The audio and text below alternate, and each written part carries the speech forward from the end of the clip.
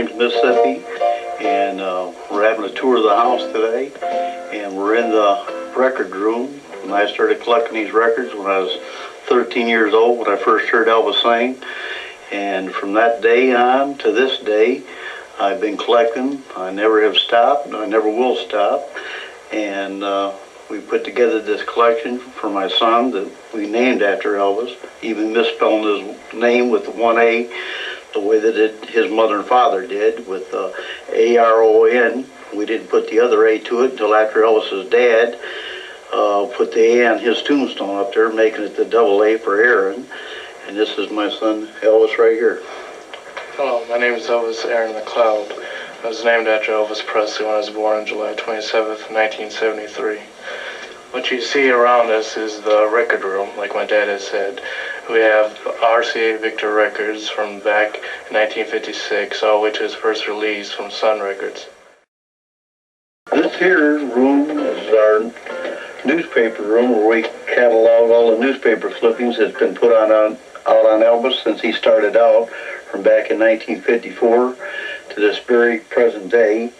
And there's a total of over 18,000 newspaper clippings in this room here, all cataloged. Even the writer's name who wrote the stories, and they're from all over the country. We also have a collection that we keep of newspapers that has anything pertaining to Elvis that has to have the front page either about him, his daughter, his estate in any kind of way. And if it consists of that with something on the front page, we go ahead and we keep the whole paper. And just since we started collecting whole papers, we have a total of over 2,000 stacked up in this room here and in the back room of all wrapped up with anything pertaining to Elvis on the front page, because people all over the world, they collect these papers and they're very expensive. We're now in the front room of the world's #1 Elvis fan, and what we're trying to accomplish here is trying to duplicate Elvis's Graceland mansion as closely as we can.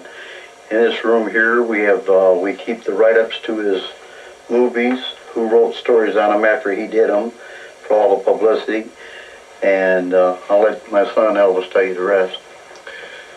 As my dad said, we are standing in the front room of the world's #1 Elvis fans to our standard. We hope to accomplish this by the material, the memorabilia that we have collected throughout the years and will continue to collect. Elvis is not dead in our minds. He continues to live on forever in our hearts.